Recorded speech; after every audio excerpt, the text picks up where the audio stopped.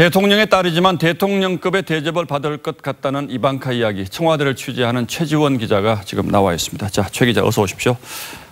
이방카는 백악관 선임 고문이라는 공식 직함이 있긴 합니다만은 정상급 의전이라면 좀 과하다라는 생각이 들기도 하는데 이렇게 하기로 결정이 됐습니까?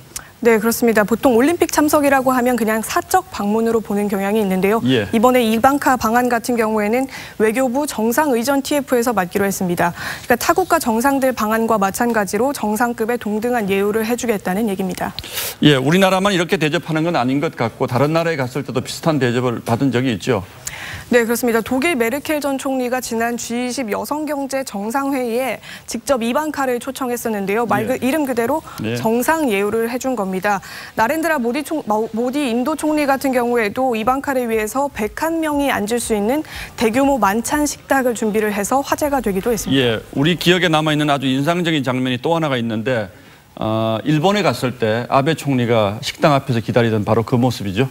네, 그렇습니다. 이방카가 일본에 방문했을 때 아베 총리가 고급 료칸에서 프랑스 요리로 만찬을 대접했었는데요. 예. 그때 그 료칸 식당 앞에서 이방카를 거의 10분 정도 아베 총리가 서서 기다렸었습니다. 정상을 기다리게 하는 거는 정상 외교에서도 큰 결례인데 이방카는 정상이 아니면서도 아베 총리라는 정상을 기다리게 한 겁니다. 예, 어쨌든 이방카가 트럼프 대통령의 영향력이 그만큼 크다는 반정이기도 할 텐데 실제로 그렇게 큰 영향력을 가지고 있습니까, 이방카가? 예, 트럼프의 귀를 잡고 있다는 말이 나올 만큼 이방카의 말 하나하나가 트럼프 대통령에게 영향을 크게 미친다는 평가가 나옵니다. 예. 특히 트럼프 대통령과 일본 아베 총리가 지난해 11월 밀월을 가졌었는데 그때 이방카가 사전에 트럼프 대통령에게 아베는 영리하다는 평가를 전달했었다고 합니다.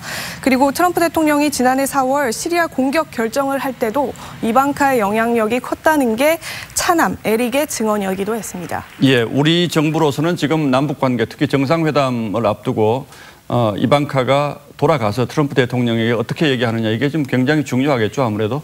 예, 그렇습니다. 그래서 공식적으로는 대통령의 딸 이방카지만 청와대와 정부는 대통령 대접을 해주겠다는 생각입니다. 예. 미국과 북한의 대화를 이끌어내야 하는 게 지금 우리 정부의 당면 과제인 만큼 이방카에게 특별한 공을 들여서 대화의 장으로 불러내겠다는 게 방침입니다. 예, 그럼 문재인 대통령이 직접 이방카를 만납니까?